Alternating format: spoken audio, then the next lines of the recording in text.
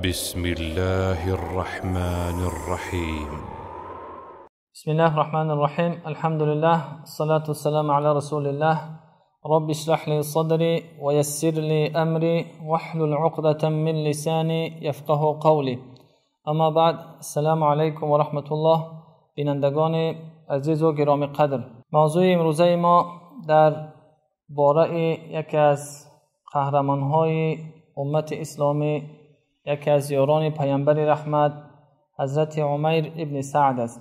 حیات این صحابه جلیل به دو قسم جدا می شود، زیرا یک قهرمانی های دارند در خردی، در ایام جوانی خود، و قهرمان های دیگری دارند که وقتی که بزرگ شدند.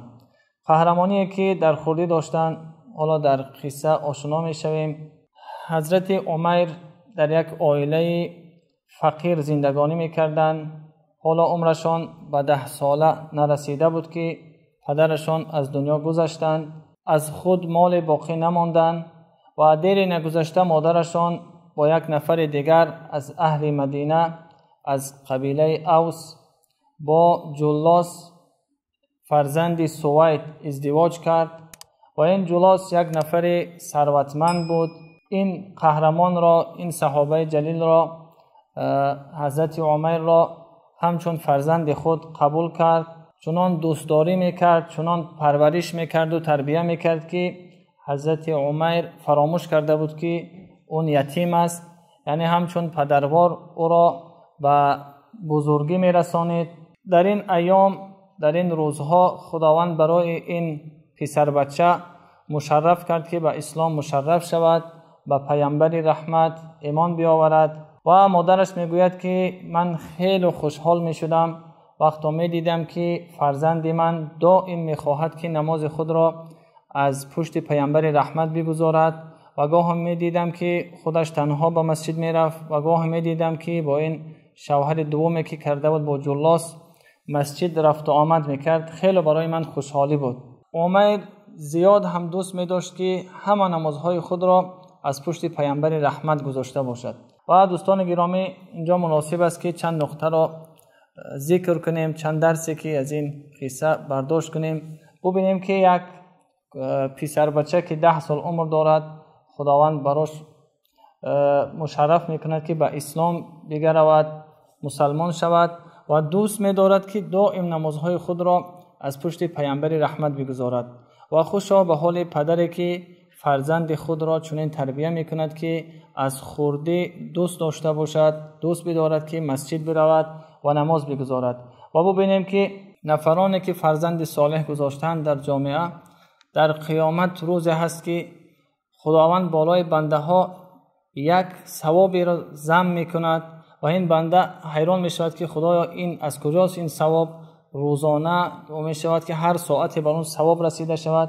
و خداوند میگوید که از اون فرزند صالح هست که تو باقی گذاشتی، و این فرزند که وقت نماز میگذارد، وقت درس میخواند، وقت بر دیگرها شریعت را میآموزد، وقت اخلاق خوب دارد، با پدر و مادر اون ثواب رفتن میگیرد، نامه اعمال اونها بسته نمیشود. خوشا به حال نفری که چنین فرزند میگذارد که مسجد را دوست بدارد. و این چنین ببینیم که مادر عمیر اینقدر خوشحال بود که فرزند او مسجدی است، فرزند او مسجد میرود و میآید. و متاسفانه بعضا شنیده می شود که بعضی از پدر و مادر وقتی که میبینند فرزند اونها به مسجد محبت دارد، به اهل علم محبت دارد، این کار برای آنها خوش نمی آید. و خدای نکند که ما چنین نفر باشیم، بلکه فرزند صالح گذاشتن ما در روی زمین، این برای ما در این دنیا سربلندی است و در روز قیامت. و ببینیم قهرمانی دیگری را که عمیر کردند. سال 9 هجری پیامبر رحمت اعلان کردند که هر نفر مال دارد، متاع دارد بیاورد، تا اینکه مسلمان ها آماده می شدند برای غزوه یرموک با رومی ها.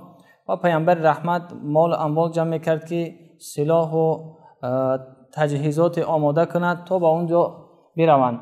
و در این اثنا این عمیر می دید که حضرت عثمان رضی الله عنه با 100 درهم می آید نزد پیامبر و می گذارد، و حضرت عبدالرحمن ابن عوف 200 رقیه می آورد نزد پیامبر رحمت از طلای زیاد می آورد نزد پیامبر رحمت می گذارد و حتی نفری را می بیند که در خانه خود بجز از یک قالین چیزی ندارد و می خواهد که این قالین را به فروش بگذارد و یک شمشیر گیرد در مقابل این و بیاید و به پیامبر رحمت بپیوندد.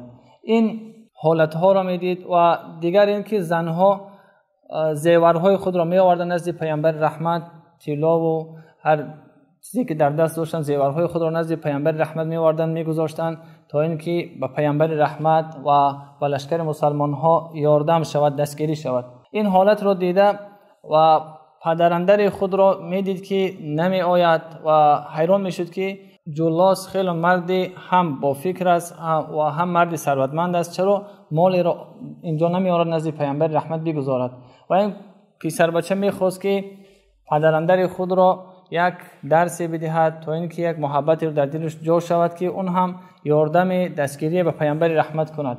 و وقتی آمد نزد او از این قصه ها کرد که عبدالرحمن ابن عوف چنین مالی را آورد و حضرت عثمان و از این قصه ها برایش کرد که اون هم چیز دلش گرم شود و چیزی به پیامبر رحمت ببرد. اما این نفر یک جمله را گفت که بسیار هم عمیر در حیرت آمد که چگونه میتواند یک نفر مسلمان چنین کلمه را گفته باشد. و این هم گفت که کلمهش این بود که ان کان محمد صادقا فيما يدعيه من النبوة فنحن شر من الحمیر. این کلمه بسیار کلمه سخت است، کلمه کفر بر زبان ران. گفت اگر محمد بر آن چیزی که دعوا میکند درست باشد ما از خرها دیده بدتریم، ما از خر دیده بدتریم. یعنی نبوت پیامبر را، پیامبری، رسالت پیامبری را رد کرد. این را می نامند منافق، نفری که رفته نماز میخواند در مسجد، که مسجد میرفت نماز میخواند و خود را آشکارا بیان میکند که مسلمان هست، اما در پنهانی به پیامبر رحمت باور نداشتند. این را میگویند که نفاق، که زبان چیزی دیگر میگوید و دل چیزی دیگری میگوید.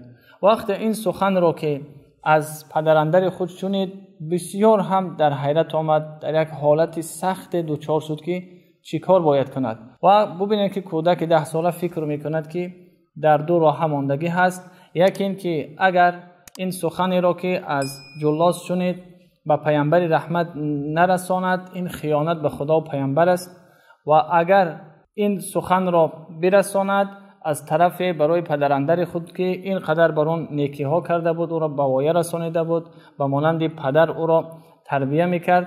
در دو راه عمیر ماند و آخراً بر این خلاصه آمد که خدا و پیامبر بالاتر از جلاس هستند. من باید این پیام، این گفته این را به پیامبر رحمت برسانم. و به سوی جلاس گفت که من در این عالم بعد از پیامبر از همه کسی بودم که تو را زیاد دوست می داشتم، اما این کلمه گفتگی تو خیلی کلمه سخت است، من این را حتما به پیامبر رحمت می رسانم. و این عمر آمد نزد پیامبر رحمت و پیامبر رحمت این سخن را رسانید که عمر چنین جمله را بر زبان راند. پیامبر رحمت او را نزد خود قرار داد، به صحابه امر کرد که جلاس را نزد او حاضر کنند و جلاس را حاضر کردند. از جلاس پیامبر رحمت پرسان شد که این خبری را که عمر بر من رسانید آیا درستی دارد یا نه؟ و جلاس در حال رد کرد، گفت نه این دروغ است و عمر بر من تهمت میزند. یک این که این کلمه رو گفته بود، دوم این که اصرار میکرد که من را نگفتم، سوم این که عمر را تهمتچی نامید. و ببینید که خیلی یک امر بزرگ است. و عمر در این حال ما که ذکر کردیم 10 سال داشت. میگوید صحابه ها جمع شده بودند، سیمای حضرت عمر دیگرگون شد. کودکی که پسر بچه‌ای که 10 سال دارد و سخنی رو که شنیده است صدق بود، دروغ نبود. وقتی یک نفر میگه از نفرانی که در قلب خود بغض داشت، گفت این آقی پدر گشته است، چگونه یک نفری که این قدر تو را نیکویی میکند آمده سری اون را، سخنی اون را به پیامبر میرسانی. اما نفرهای دیگر میگفتند، صحابگان دیگر، که این جوان پسر از شجاعت اوست، از ایمان اوست، از تربیه اوست که این کلمه را، کلمه کفر را که خیلی کلمه سخت به پیامبر رحمت رسانید. در این حالت حتی این که جلاس گفت که بیا ما قسم میخوریم و قسم هم خورد که من قسم یاد میکنم که این سخن را من نگفتم. در این حالت خیلی عمر در حالت عجیب آمد، چشمهایش میگد پر از آب شد حتی که گریست و چنین دعا کرد و دعایشان بسیار عجیب بود که گفت اللهم انزل علی نبیک بیان ما تکلمت به. یا رب ای خدای من، ای الله جل جلاله، بیان آشکار کن برای پیامبرت آن خبری رو که من آوردم، آن چیزی رو که بر پیامبرت گفتم اینو آشکار کن. در این حالت عمیر مظلوم قرار گرفت و در حالی که باز هم پسر بچه بود، حالا به بلاغت نرسیده بود، 10 سال داشت، به سوی خداوند دعا کرد. خداوند متعال در حال دعای او را قبول کرد و حالا جولاس از قسم خود فارغ نشده بود که پیامبر رحمت را یک حالت فرا گرفت و صحابگان میگویند که ما دانستیم که وحی است که از جانب خدا فرستاده شده است. همین آیت سوره 74 توبه نازل شد. خداوند صدق حضرت عمیر را اینجا بیان میکند و در اول آیت چنین است که یحلفون بالله ما قالوا ولقد قالوا کلمة الكفر وكفروا بعد اسلامهم، تا اینجا که آیت میرسد که فإن يتوبوا یک خيرا لهم وإن يتولوا يعذبهم الله عذابا أليما.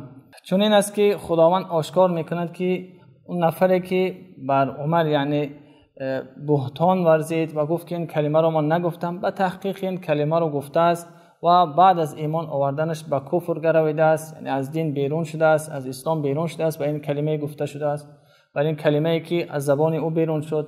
و الله مهربان در دوام آیت، در آخرهای آیت این را میگوید که اگر توبه کند براش خوب است، براش خیر است و اگر توبه نکند عذاب سختی را روز قیامت دچار خواهد شد. بعد از این آیت شنیدن در حال جولاس از جای خود برخیست و گفت که بل اتوب یا رسول الله، بلکه یا رسول الله من توبه میکنم، بله من این سخن را گفته بودم و حالا من در حالتی هستم که توبه میکنم و خداوند مرا ببخشد. و به پیامبر رحمت این گفته خود اصرار کرد. در این حالت بود که پیامبر رحمت دست مبارکشان را به سوی گوش حضرت عمر دراز کردند و گفتند که ای پسر بچه، آن چیزی رو که گوش تو شنید وفا کرد، این کاری که تو انجام دادی با وفاگی است، یعنی تو خطا نکرده ای و خداوند تو را راستگو شمارید. ببینید که خداوند دعای این طفل را قبول کرد و او را راستگو شمارید. و بعد از این حضرت جولاس و حضرت عمر این وقت که نام او شنیده میشید در حقش دعا میکرد که خداوند جزای خیرش دهد که مرا از کفر رهانید و گردن مرا از عذاب دوزخ نجات داد. دوستان گرامی قدر، ببینیم که از یک طفل، از یک کودک 10 ساله میتوانیم که از صحابگان گرامی اینقدر درس آموخته باشیم. این جوانمردی داشتن، این تربیه را که گرفتن از مکتب پیامبر رحمت بود که در گفتار خود صادق باشند، آنچه که شنیدن در اون صادق باشند و از جوانی خود مسجدی باشند، در مسجد تربیه یافته باشند، صاحب اخلاق باشند. و اگر ما بر این راهی که صحابه رفتن اگر ما هم قدم بنهیم، انشاءالله که هم خود اصلاح میشویم، هم فرزندان خود را اصلاح میکنیم. سربلندی ماست در این عالم و در روز قیامت. انشاءالله که قصه حضرت عمر در بزرگی خود در درس دیگر خواهد شد. و السلام علیکم و رحمت الله و برکاته.